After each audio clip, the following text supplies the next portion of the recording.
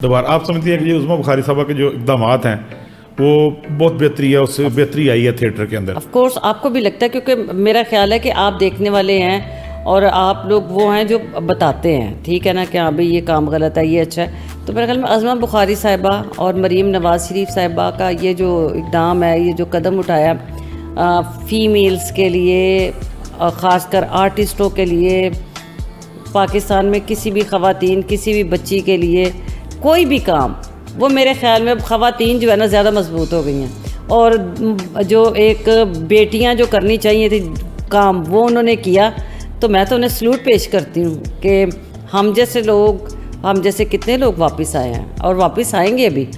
जो लोग थे, मेरा जी चाहता है फिरदौस जमाल साहब यहाँ काम करें, मेरा जी चाहता है वसीम अब्बास साहब दोबारा आएँ, क्योंकि मुझे वसीम अब्बास साहब बहुत पसंद है। थिएटर पे वो एक फुलझड़ी हैं। मेरा जी चाहता है कि फिरदौस जमाल साहब बहुत अच्छे बड़े मज़े के काम करते हैं, वो वापस आके काम करें। मेरे बड़े बड़े प्यारे आर्टिस्ट हैं, जैसे खालिद अब्बास डार साहब हैं, उनका होना बहुत ज़रूरी है। खालिद मोइन भट्ट साहब बड़े अच्छे परफॉर्मर हैं, उनका होना ज़रूर, मतलब हमारे वो जो आर्टिस्ट हैं थिएटर के, उनको आना चाहिए, अब आना चाहिए। और वो जो फीमेल है जो समझती हैं कि अब रोल्स नहीं हैं, अभी तो रोल्स दोबारा शुरू हुए हैं, अब रोल हैं, करैक्टर हैं। आप तो ख़ुद भी देख रहे हो, नसीम विकी माशाल्लाह माशाल्लाह उसके ड्रामे में भी स्क्रिप्ट बहुत अच्छा काम वो भी कर रहा है। कैसर सनाउल्लाह साहब भी बहुत अच्छा काम करें। अरशद चौधरी भी अपने ड्रामे पे बहुत तवज्जो देते हैं। तो मैं किसी एक की बुराई कर ही नहीं सकती, क्योंकि थिएटर पे सबको तवज्जो देनी पड़ रही है। चाहे वो साबर अली गागा है, वो भी अपने थिएटर पे, उसको भी तवज्जो देनी पड़ती है, क्योंकि जहां आप स्क्रिप्ट से बाहर हुए ड्रामा वल्गर हो जाएगा।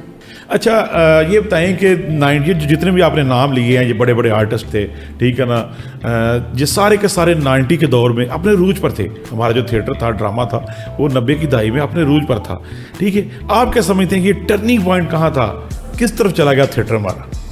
थिएटर, जब थिएटर पर नॉन प्रोफेशनल लोग आए, वो प्रोड्यूसर्स आए जो प्रोड्यूसर नहीं थे, क्योंकि हमारे दौर में जो डायरेक्टर्स थे वो ऐसे थे जो काम करते थे, जो स्क्रिप्ट करते थे, जो रिहर्सल्स करवाते थे। तो मुझे लगता है कि जहाँ कहीं डांस एंटर हुआ, डांस मतलब अगर ड्रामे में 5 गाने हैं तो वो स्क्रिप्ट उसमें से तो वो निकल गया ना, समझ लें स्क्रिप्ट गायब हो गया और उसकी जगह पर वो जो है वो डांस आ गए, डांस भी गाने आने से भी ड्रामे में थोड़ी सी तब्दीली है। लेकिन फिर ऐसी डांसर्स आई जिनको तो हम भी नहीं जानते थे। वो एक ट्रक भर के आया पता नहीं कितों, तो उन्होंने आके लाहौर सुट दिता, कब्जा कर लिया स्टेज के ऊपर। नहीं, स्टेज पे कब्जा तो कभी हो ही नहीं सकता। स्टेज पे कब्जा रहेगा राइटर का, डायरेक्टर का, एक अच्छे आर्टिस्ट का और एक अच्छे प्रोड्यूसर का। इम्पॉसिबल। ये जो फसली बटेरे और ये जो थोड़े दिन के लिए जो लोग आते हैं ना, ये इनमें से कौन सुपरस्टार बना है? मुझे किसी एक सुपरस्टार का नाम बता दें। आज भी लोग यही कहते हैं कि सुहेल अहमद साहब वापस आए, ऐसे ही है। उज़्मा बुखारी साहबा यही कहती है ना, खालिद अब्बास डार साहब का नाम, सुहेल साहब का नाम, वसीम अब्बास साहब का नाम, किसी और का नाम क्यों नहीं लेती वो? अभी देखें, हमारे पास नसीम विकी बहुत अच्छा, हमारा प्यारा, मेरा भाई, मेरा दोस्त, मेरा कलीग, बहुत प्यारा काम कर रहा है। नासिर चिन्योटी बहुत अच्छा काम कर रहे हैं। मैं उनका इस तरह से जिक्र करूँगी कि नासिर मेरा भाई है, शायद इस वजह से भी, और फिर मुझे उसके साथ काम करके बहुत मज़ा आता है। अब मेरे साथ सरदार कमाल साहब बहुत अच्छे आर्टिस्ट थे, वो दुनिया में रहे। तारिक टैडी मेरा भाई, बहुत प्यारा आर्टिस्ट, वो इस दुनिया में नहीं रहा। तारिक जावेद साहब जैसे लोग प्यारे, जो एक आला आर्टिस्ट थे, ठीक है ना। आर्टिस्टों की बात, आबिद खान साहब कोई छोटे आर्टिस्ट थे? आबिद खान जैसा तो एक्टर अभी आया ही नहीं। आज तक आबिद खान साहब की जगह कोई नहीं ले सका, शौकी खान साहब की जगह नहीं कोई ले सका, जो पूरे ड्रामे में 3 घंटे के ड्रामे में माशाल्लाह काम कर रहा है और कहीं उसकी आवाज़ नहीं बैठी, कहीं उसको पसीना नहीं आया। दूसरी शीबा सन्नी आई अभी तक।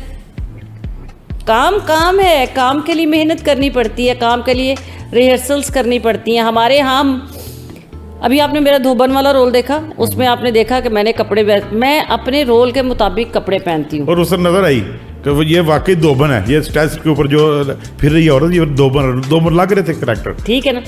अब एक लड़की जो है घर में रहती है, जिसका बाप जो है वो कर्जा देना उसने, और लोग उसका घर के आकर दरवाज़ा तोड़े हैं, तो 1.25 लाख तो ड्रेस पा के आ गई। और नौकरानी का रोल कर रही है और लाख रुपए का ड्रेस पहना हुआ। ठीक है, अब बात मुझे बताएं ना, तो लोगों ने आपसे हमदर्दी तो नहीं ना करनी, फिर लोगों की सोच और लोगों की नज़र भी वही होगी।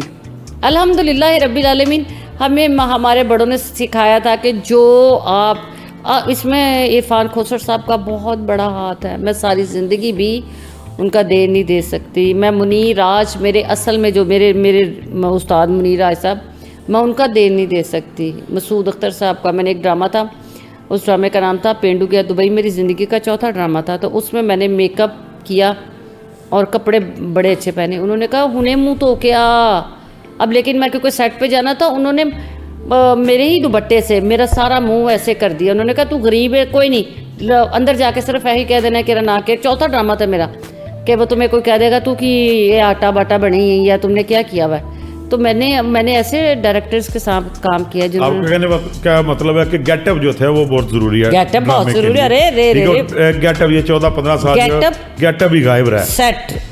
सेट भी और गेटअप ये चीज़ें जो देखो गायब हो गई थी। सेट अगर मैंने लगाते देखा है, मुनीर राज साहब अपने दौर में बड़े अच्छे सेट लगाते थे,